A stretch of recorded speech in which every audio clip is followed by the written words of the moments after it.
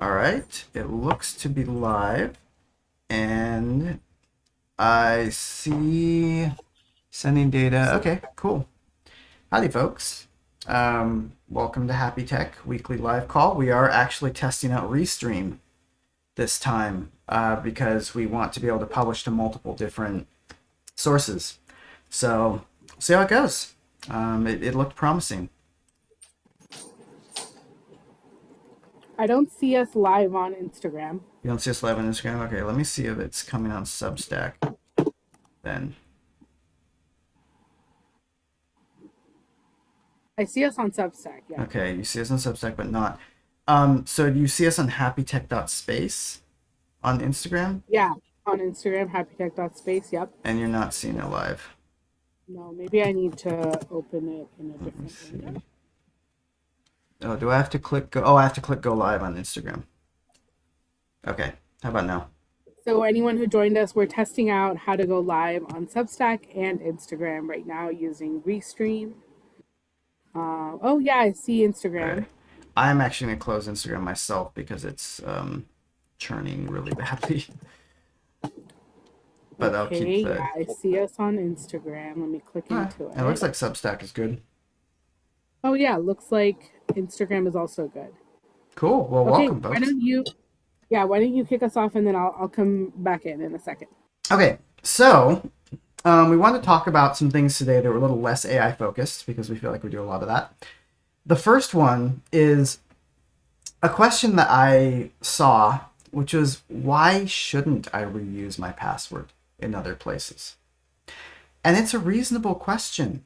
You've got a very secure password. You put it all, it's 20 characters, you've memorized them, good for you. Why shouldn't you use it in a bunch of different places? It's a good password, it's strong. Well, this kind of goes into a little bit of a dive about how passwords work, but I'll try to stay surface level. So at this point, when you have a password set up with a website, that password that you type in, it gets sent to the servers for that website, and then we perform what we call a hash on it. And a hash is a one-way transformation that turns your password into some other amount of text. And the reason that is really valuable is because we don't want to store your password in what we call plain text. Plain text meaning we don't want to just store your password on the database, because if someone managed to get a hold of that database, well, they'd have your password, right? And so you might already see why it's not a good idea to reuse your password. But what we do is we could encrypt it, and some places do, but hashing is essentially a one-way encryption. It's not possible to decrypt. And you might ask yourself, well, how is that useful then? If they've encrypted something that they can't decrypt, what's the point?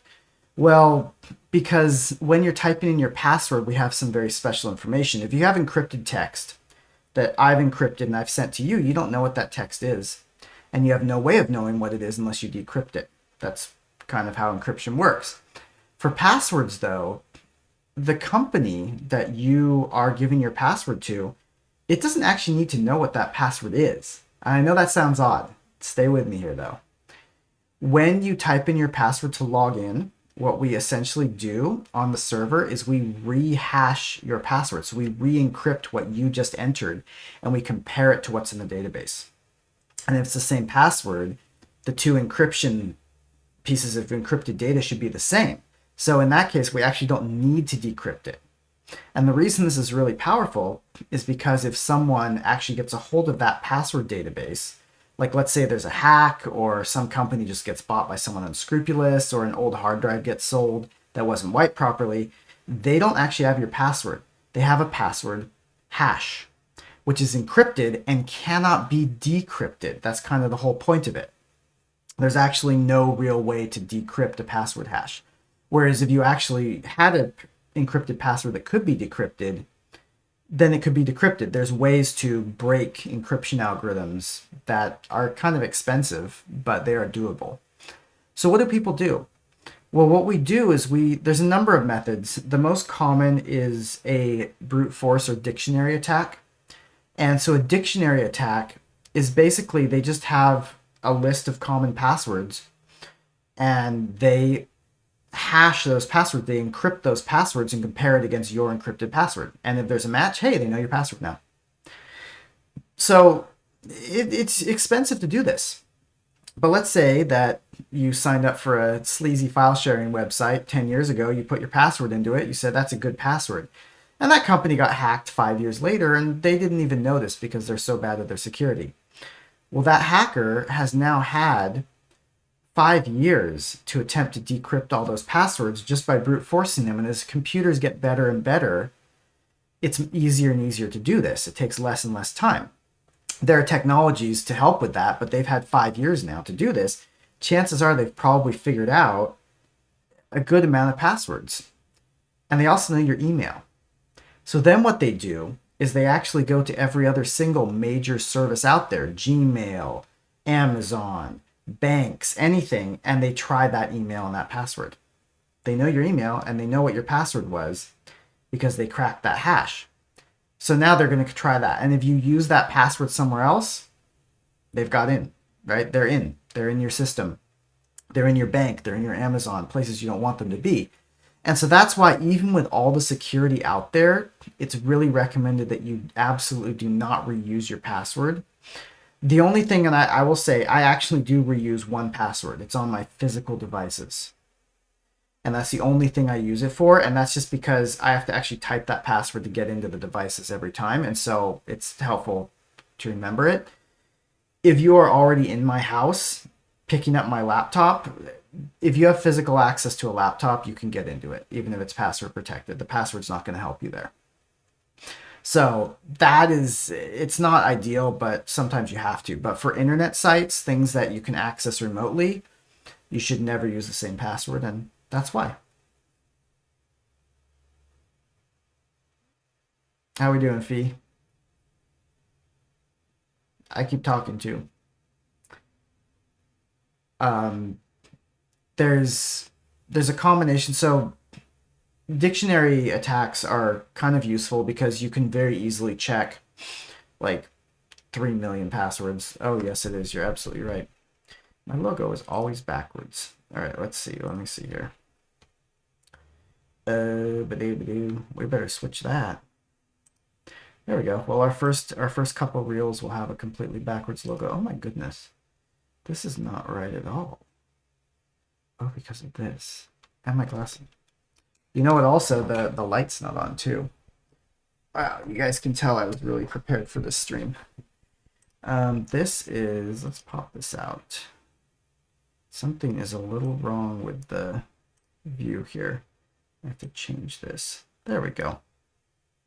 Cool. Ooh, it's bright. Howdy, folks. So, there's something called a... That's okay. There's something called a rainbow attack. And a rainbow attack, it sounds very fancy, right? Dictionary attacks are just, here's a bunch of common passwords. Fido123, things like that. Well, what if you were clever and you put Fido, 234? No one's going to guess that, right? Who would have that in the dictionary? Well, that's where a rainbow attack comes in. And the rainbow attack basically takes those dictionary words and it modifies them with a couple rules. Like any number, it increases by 1 or decreases by 1. It adds an exclamation mark on the end. It adds a 1 on the end. It randomly capitalizes things. Because those are also very cheap things to make. What the attacker doesn't want to have to do is brute force. Brute force is essentially, if you could have a 20-character password, we check every single password from 1 character, every single character, 2 characters, 3, 4, 5, all the way up to 20. It's massive. It's a massive data set. Someone with a supercomputer can actually do it pretty quickly. People with supercomputers usually have better things to do with them because they're very expensive. What that means, though, is if a nation state wants to get your password, they're going to get your password. It's just going to happen. They have the resources to make it happen. But, if you've got a nation state after you, I feel like you've got bigger problems, and you probably, here at HappyTec, we might not be able to solve those problems on your behalf. We don't do a lot of dealings with nation states. So, I don't know. I guess a lawyer would be better in that case. Anyway, that's a little off topic. Let's talk about Cloaked. Cloaked is a service that Fi found the other day. Fi, can you actually bring up that website and share it? I think it was kind of interesting. The thing that they say is they give you kind of like they let you create phone numbers and emails and things like that. Oh, okay. He's busy right now. No worries. I can't share very effectively in this screen, so um, that's okay. So basically, what they do is they give you kind of just emails and phone numbers and stuff like that that you can generate. You know what? I bet I can actually. Let me double check. This is going to look weird. Actually, let me pull it up here. I will pull it up so that we can talk about it in a civilized manner. Pull up the guest profile. And we're going to go to, it was Cloaked.io. Cloaked, online privacy. So let me see. Let me go and share this window with y'all. This is going to be my Google Chrome. Oh boy. Google Chrome Cloaked. There it is. Okay, that kind of looks not too terrible. Let's pull that into frame here. And pull it down a bit. Pull it up a bit. Yeah. I've mucked with this OBS setting so much that I'm surprised it still works at all. Okay, there we go. That's kind of there. Okay, digital footprint eraser because your privacy can't wait. They scan your number, but essentially, let me see. Why don't you tell me what you do? Key trust code, personal data removal. This might be something else actually. Privacy features. Let me see. There was something in here. Oh, this website is really okay. Here it is. Phone number and email aliases. Data removal is actually, let's talk about data removal for a minute because data removal is kind of interesting. Basically, if you do any sort of data removal, what happens is I feel like this stream. The thing that they say is, oh my god, that's not great. Okay, so apparently the Substack stream is just super far behind where I actually am, so that's exciting. I think that's probably restream buffering. So data removal, the way it works is they basically come to all the places that have your data and they say, hey, can you remove this data? I, as the customer, would like to remove this data. Thing is, oh, we're almost there. Thing is, and I worked at a company that actually got emails like this. We got emails from these places, and it would say, I demand that you remove data, etc., etc. That works in the EU. You can actually demand via email that your data be removed if you're an EU national. Even in California, though, if the site owner is required to provide you a mechanism to delete your data. And if they provide that mechanism to delete the data, then that's kind of all they need to do. They don't need to respond to an email of you saying, hey, delete my data, bro, what's going on? They don't have to do that because they've said, we have given you a clear way to delete your data. You need to use that.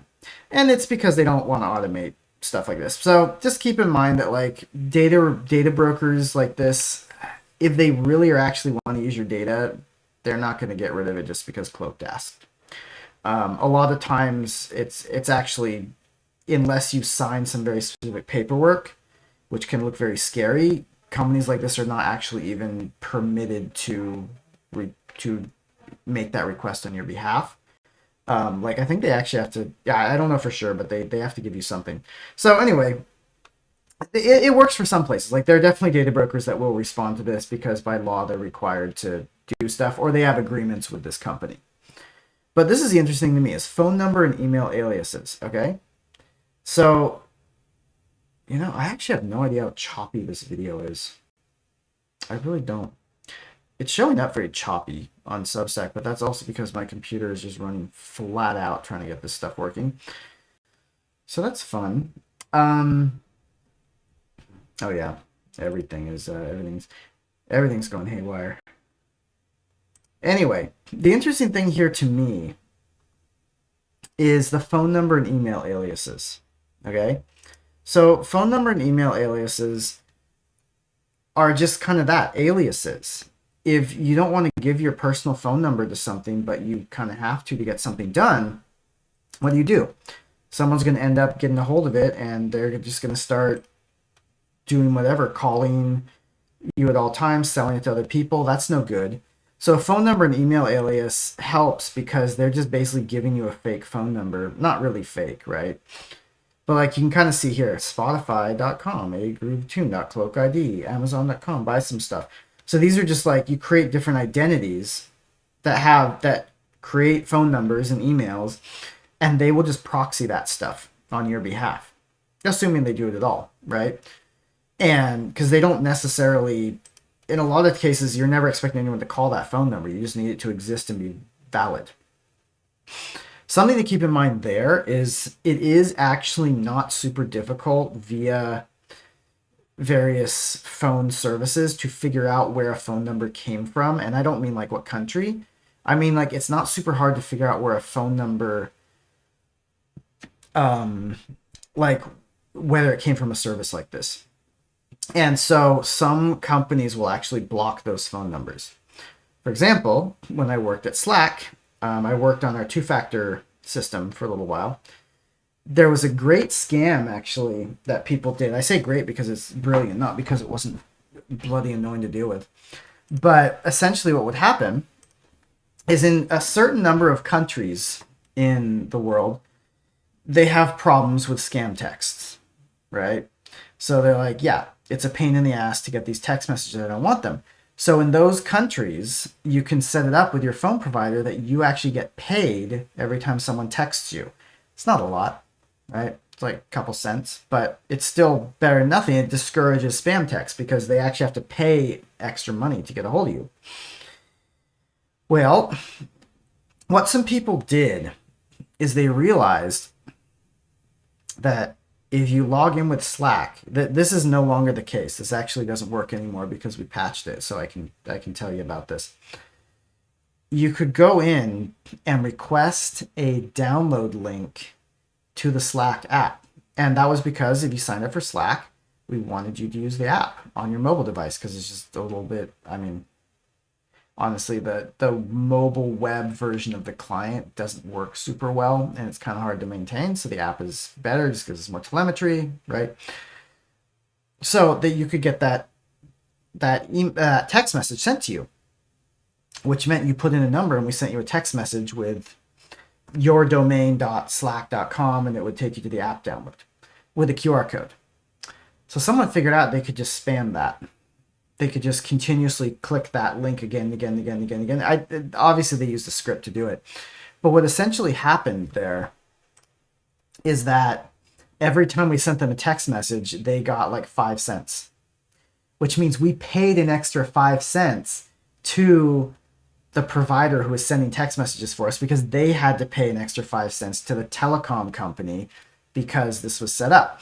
So this person would send 100,000 text messages, which is $5,000 roughly, something like that. Not a lot of money, right? But on the other hand, as someone in my position, I can tell you how easy that would be to set up. Super easy, extremely easy. Like I could probably set up something to do that in like half an hour. So half an hour of work, you get $5,000. And a lot of these countries, these are not wealthy countries that this happens in, right? You don't see this happening in the US or Canada or Denmark, right? This is happening in Slovakia, where 5,000 USD is actually quite a lot of money. So that happened. There was also an issue with our two-factor where we let people set up SMS-based two-factor, and they could just continuously spam, send me new code. And there was a little bit of block on that because the feature was enough, but what they realized is they could just register a new account, set up two-factor, and get a code, and then never look at that account ever again using a domain thing like this. Okay, it wasn't cloaked. Cloaked is probably reputable. Like they would detect that. It was some Russian proxy email system, right? And so we actually we ended up blocking a number of countries before we get figured out. But what we ended up doing was actually using the phone number and email lookup systems and saying, okay, how long are we getting a lot of signups from this one specific domain? Maybe we should auto block that domain, right? If we got a lot of different accounts coming from there, are we getting a lot of the same number, or are we getting hit by a certain country very often? Okay, maybe we should take down that country very briefly, right? Stuff like that. And of course, Slack is a big company, but there's something to be considered on that, because one, if you sign up for things like this, you may just get blocked out of your services, because when there's money on the line, companies, they're not going to deal with it. Like if they've detected, and they keep lists of this, and bigger companies actually have people that just look up services like this just to block them. So it might not be necessarily as successful as you'd think. Just keep in mind, like I'm not saying that, oh, Cloak isn't going to work. I'm just saying that like in the industry, we are aware of things like this. And also, as if you run a business, if you have your own software products, this is just something to keep in mind, that people will do this. Once you become popular enough, they will spam you like crazy. Yeah, so identities, they have identities here, which is pretty cool, right? It's the same thing with like phone number here. What happens is Cloak gets a certain amount of numbers that as people release identities, say they don't need them anymore, that number gets recycled. So what it means is that phone number may get reused somewhere else. And if someone who's used that number before you has gotten a ban, you may also end up with that ban because you're using the same phone number. So that's just something to keep in mind. A lot of those switching operations can run into that. And they try to stop that. Like they don't want their phone numbers banned on things because it's bad for business. So there's policy stuff around that, and they'll recycle those numbers eventually. But phone numbers especially are actually kind of hard to generate because there's such a limited amount of them. It's not like emails where you can just pick any X you want at some domain. It's a lot of emails, not a lot of phone numbers. So it's like a bit of an arms race. But yeah, that's kind of what Cloak does. Generate real working information. It looks, legit. Like here's something they did with Lyft, just in case Lyft leaks their phone number. Probably not a bad idea. Dedicated inbox for all identities. You can just see, okay, here's this stuff. Here's all these things. I wonder if they have this for...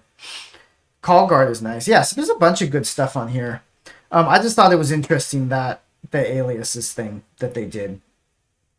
And you can see there's a lot of stuff in here. You might notice this dark web monitoring. And for those of you that aren't familiar what dark web is it's kind of a weird term at this point. It used to be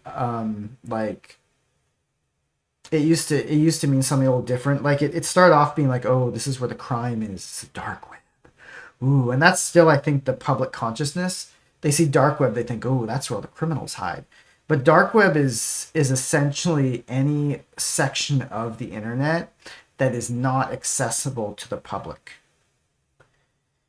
So if you are part of a forum, people don't use forums anymore, do they?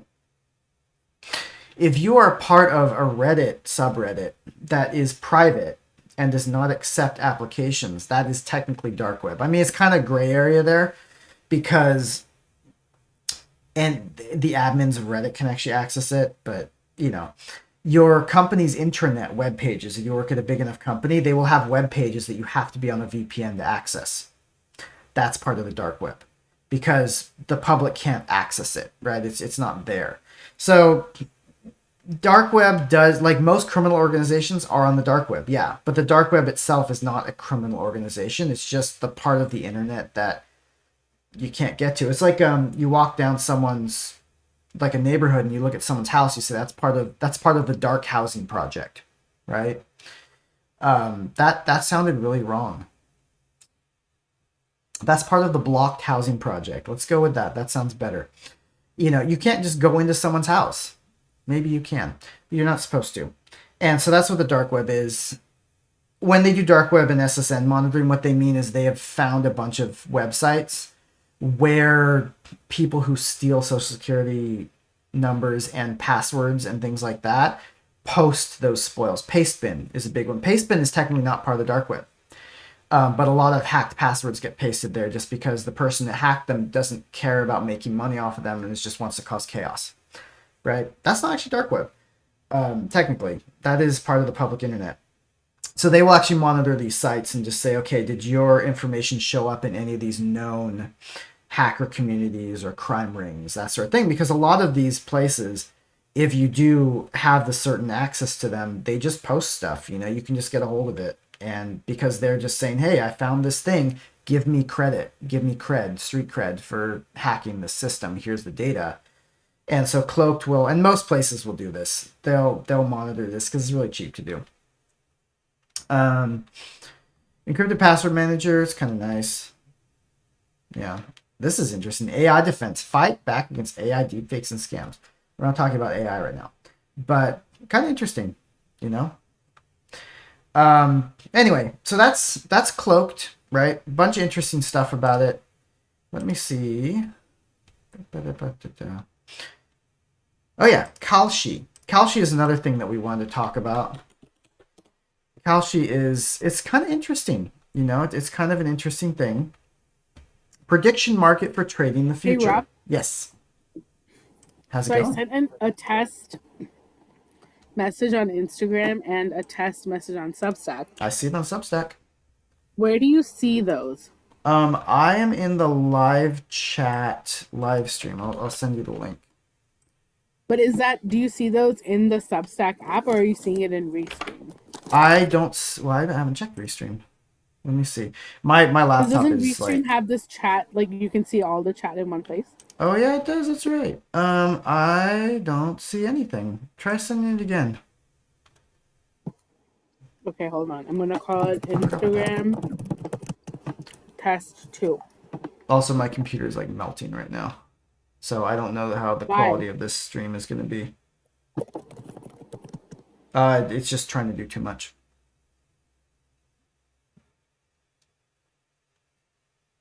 Maybe I could pause this. That might be better. But yeah, the CPU is just on fire.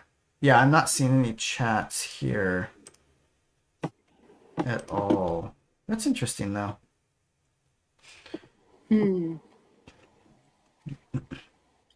Yeah, it looks like it's supposed to work, but it doesn't seem like it is. Okay, no worries. Go ahead. Call Okay. sheet.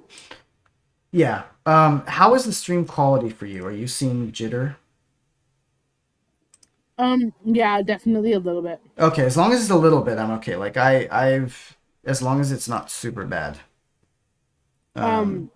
Will it help if we stop Zoom? I mean, yeah, but then I wouldn't have anything to share. Oh yeah, okay. Like you wouldn't be there. I think honestly. How do you want me to screen share? Oh, go ahead. Go ahead. No, it's okay. I mean, I've got the share up now. It's totally fine. I'd have to reconfigure it if you were sharing. So, Kalshi is a prediction market. And what that means is, for example, here, Los Angeles Lakers, I believe the Lakers, at San Antonio. Okay? San Antonio hosts Los Angeles on Wednesday. The question here is who's going to win? LA? Or San Antonio Seagulls? I don't actually know. I don't know what their team is. And here's the prediction market and all the bets. So a lot of people apparently think that San Antonio is going to win, which is why it's more expensive to place that bet. If San Antonio wins, $100 turns into 137. So if I bet 71 cents, it turns into $1, I believe. I believe that's kind of how these prices work, is like, this is the price that you would have to put in to get $1. If LA wins and I put in 29 cents, I get $1, which means if I put in $100, I get $329, which is, kind of nice, actually. Yeah, it looks like Restack or re whatever doesn't work with the messages. It's a bummer. And you can see people are betting on this right now. Someone just put 300 in. This is kind of cool because the idea here is once you're logged in, you actually, and I don't know if Kalshi supports it, but a couple of these platforms, you can just come up with whatever event you want. So this is a problem. And one of the reasons it's a problem is because this is unregulated, completely unregulated. Even though they say legal and regulated in the US, it's not, because there actually isn't regulation that covers this right now. So let's say that there was someone who part of San Antonio, whatever their team is, and they're getting ready to retire and they feel like they don't have enough money. I'm not saying this is going to happen. I'm saying it's possible. They may decide, well, crap, maybe I'll bet $1 million on this game to LA to win, and then I'll throw the game. And then guess what? They now have $3 million. That sort of thing has already happened. And that's why there's so much buzz about it. There have actually been indictment of a number of Major League Baseball pitchers who have done some fucked up stuff like that.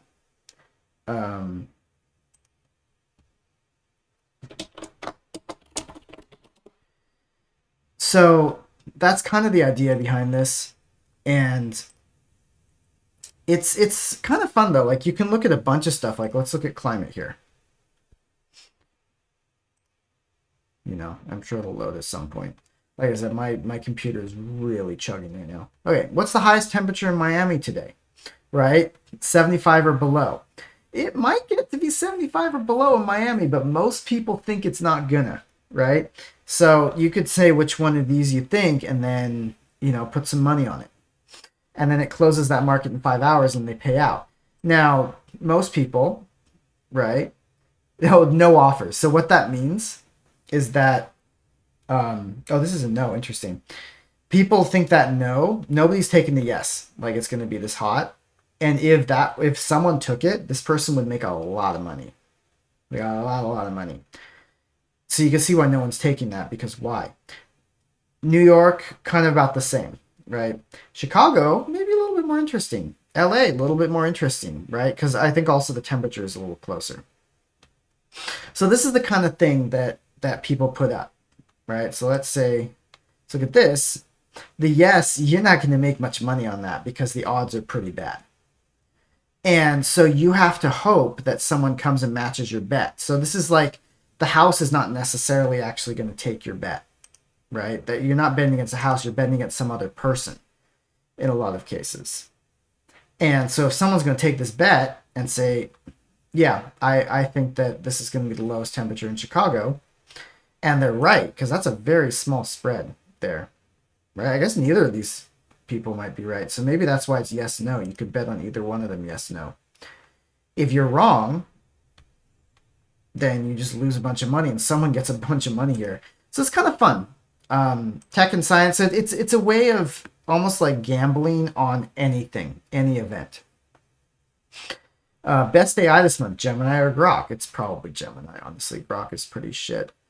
Will the U.S. confirm that aliens exist before 2027?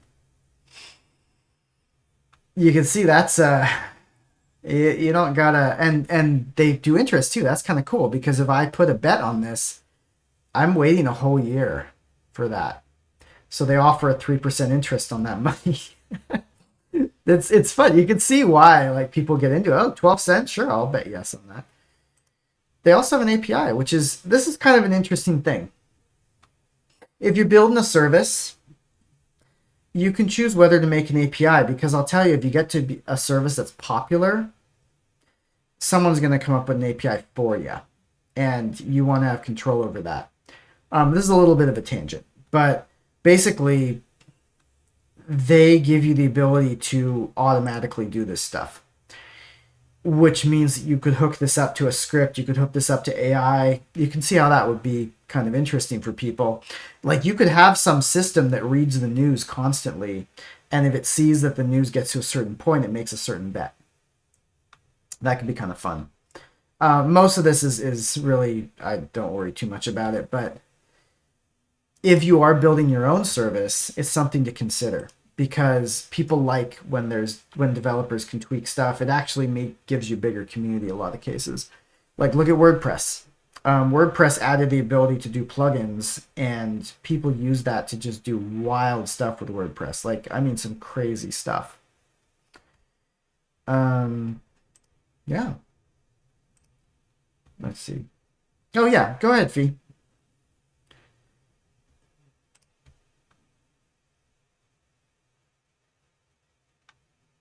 Fee is gonna share a tutorial. Is this correctly framed? You are going to need to give me a minute because the share window is not set up for Zoom. Let me see Sure. real quick if this is the right one. That is, I got to resize it because OBS is annoying. All right, go for it. Okay, so I want to talk today about Oh, it is a kind of Gemini small feature. on Oh, the screen. It's kind of small. so do you want me to zoom in a bit? Yeah, maybe. Yeah, that's better. Okay, so today I want to talk about a Gemini feature, and we have access to this, I think, because of. Let me start that over because I just coughed. So today I want to talk about a Gemini feature, which we have access to through our business account, but sometimes you can also have access to it through your personal, and they have free versions of it. So check it out if it's something that you find interesting. Basically, you click in here and ask Gemini, and I'm going to go with this company, Evolve. So basically, they provide like a software platform for therapists, and they use AI to give deeper insights. We're not affiliated with them in any way. I'm just gonna, pick on them for this example. So I'm just gonna say in here, summarize all the recent emails from Evolve Well.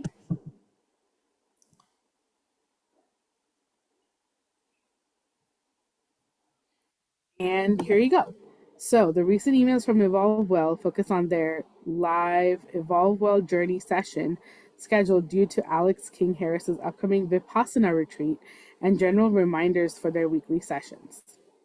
Okay, so I can just like quickly catch up. That's one example. Another example is let's do Certified Life Coach Institute. Okay, and what's going on recently with the Certified Life Coach Institute? And so I'll send that one in to Gemini. And let me just let it compile.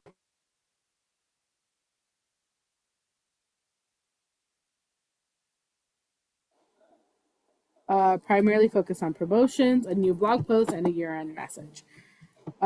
So that's one thing. I'm trying to figure something else out in here that I can share without giving away client. Oh, what's a skill that I should learn as a tech person from crucial skills? And yeah, because psychological safety is what they're talking about, so I'm interested to see. Soft skills and professional development, net caring, networking, interviewing and problem solving, supporting skills for architects, software architects, convergence of tech and creativity, etc.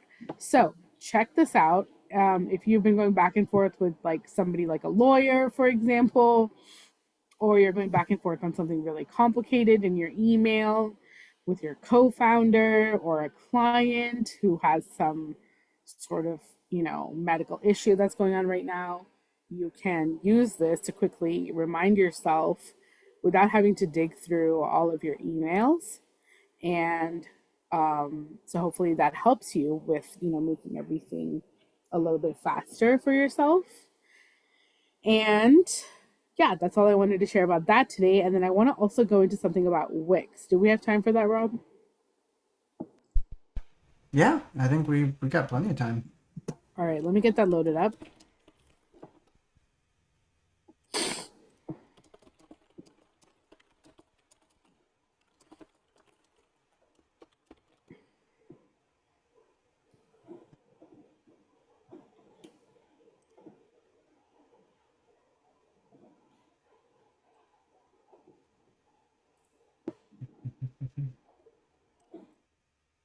Okay, so this is like a fake little Wix site, but what I wanted to share in here, which I just discovered, is Kara. And essentially, it's been really fantastic to have this kind of support because you go into this, which is under their help button, and then it opens this, okay? So you will screen share with the AI live, and the AI Kara will give you input. So it takes your mic and you can talk to it, literally have a conversation, and she'll tell you where to click and everything in Wix, how to set up different flows and stuff. So if you haven't checked this out, try it out, see what you think of it. And I would run it right now, but it's like a duplicated screen share situation. And I don't know how the mic thing will work with that and whether it'll cut out my mic on Zoom. Rob, do you know actually? It's worth a try. Zoom already has access to the mic, so it's doubtful that this thing will be able to steal it. But it's possible that it just won't work with it at all. But you could, yeah, try it.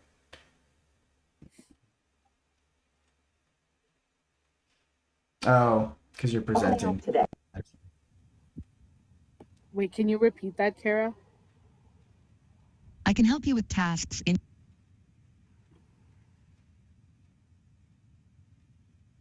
I got some of that. your Wix account. What would you like to do today? Can you explain to me what I'm seeing here? You're currently on your Wix dashboard, FI. It looks like you're on the welcome page, which shows a setup checklist for your business. I also see a pop-up that says, "Get help from Kara, your voice assistant." That's pretty cool, honestly. Yeah, so check Kara out on Wix. We're not affiliated. I'm just sharing this for because we love you guys. We really love you guys, and we just wanted you to know that you can have sanity in your tech. Okay, it is possible. That world exists.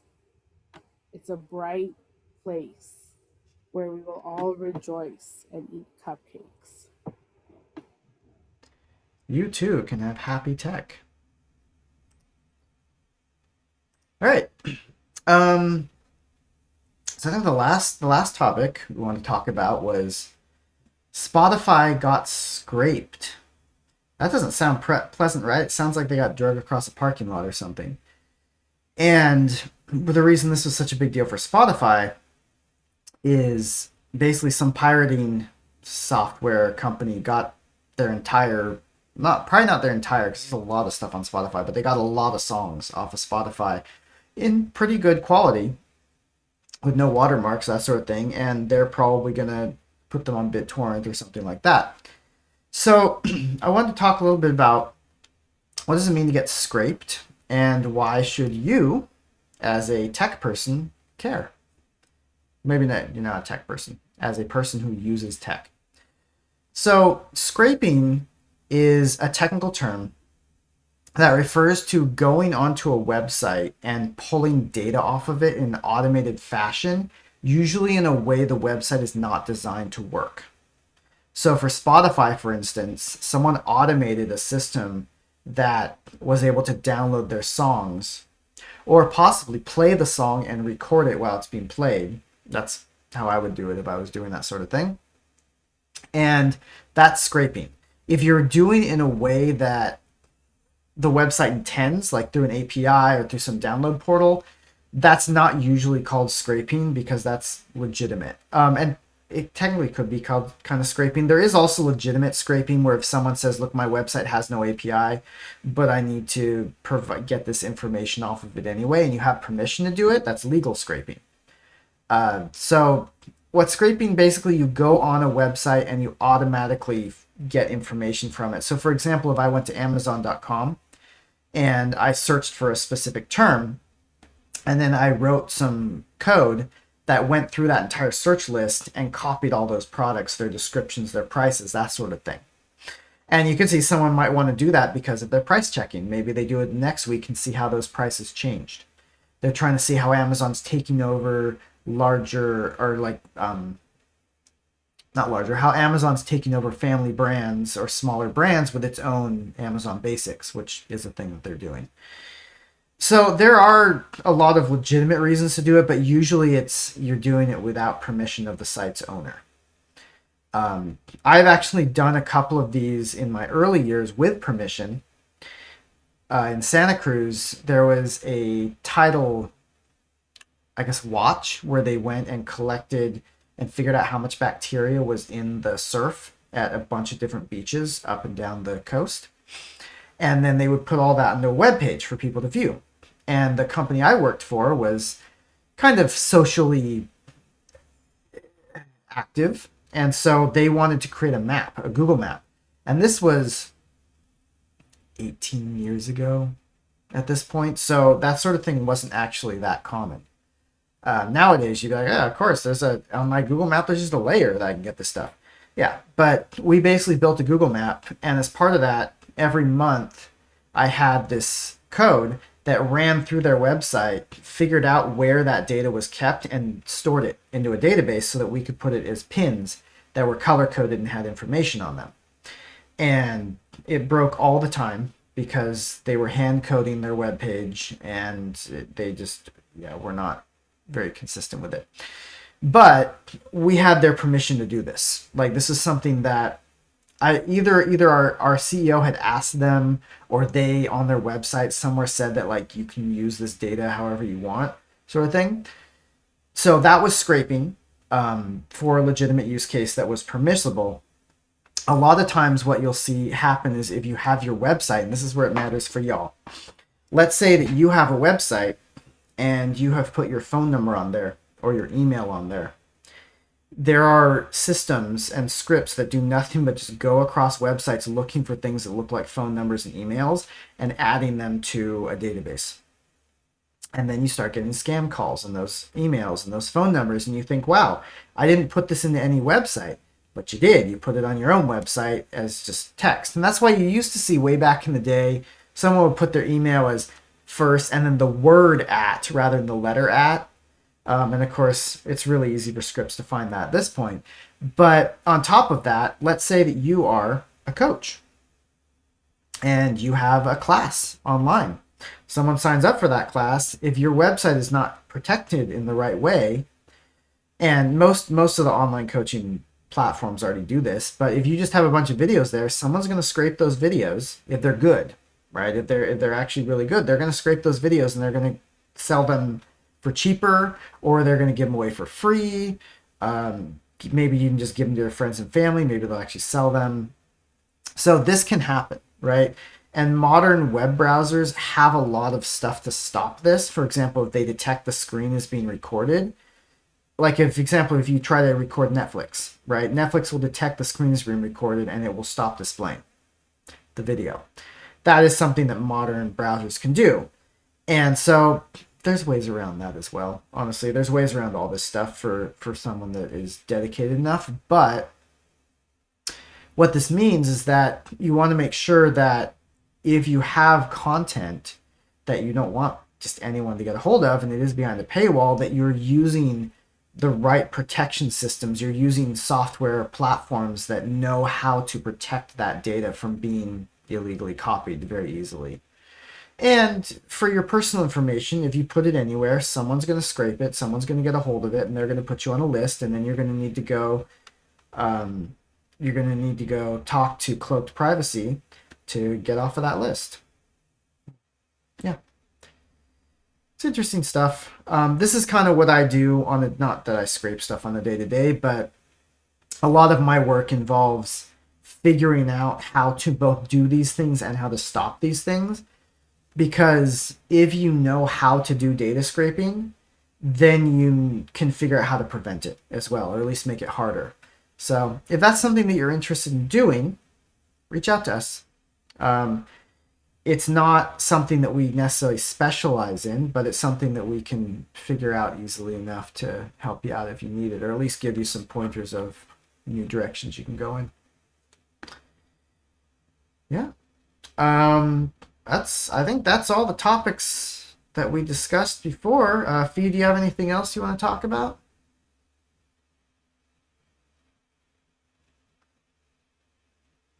She might be on the call again. She might not be here. Give her a minute. I got time. I got all the time in the world. My CPU's still exploding. That's okay. It's okay. Yeah. Yeah. I hope you all are having a very good day. I hope your technology is behaving. And, if it's not, you can always call HappyTec. And we know how to make misbehaving technology behave. There's actually a couple of times, and this happens. It's kind of weird. It happens a lot, actually, to various people. But someone will say, "Hey, this thing isn't working. Right? It's busted." And then you come up, and they do the thing, and it works. Right? Computer gremlins, and it works perfectly. And now they're upset because I swear it wasn't working seconds ago. We believe you. I promise it happens enough that we believe you. Things like that, which is why a lot of the time, if you have some problem, we'll ask you, have you tried redoing it? Have you tried refreshing it? Because sometimes that's all it takes. Sometimes you just walk away for 5 minutes, you come back, whatever gremlin in the system has gone to sleep, you refresh the page, you retry the action, and it just works. So that's a lot of times why that can be a really good first time troubleshooting. That's why there's that moniker, have you tried turning it on and off again, or off and on again? Because turning things off resets a lot of their internal state. And when you start them up again, they start up from scratch and figure out where the world is all over again. And a lot of times that can clear out issues. So if you've ever had someone say that and you're like, why would I turn it off again?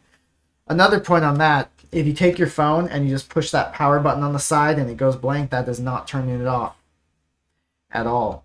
That's putting it to sleep, which doesn't do the same thing. You have to long press it, select power off, power on. You should do that to your phone at least once a month because phones have the same issue as any computer. And if your computer's been running for longer than a month, oh, wow, this is weird. Zoom is totally frozen now. Well, I think that might be the signal to me to cut it here because Zoom doesn't seem like it wants to handle my video anymore. So it's good talking to y'all. I hope y'all have a good week. We'll see y'all next time.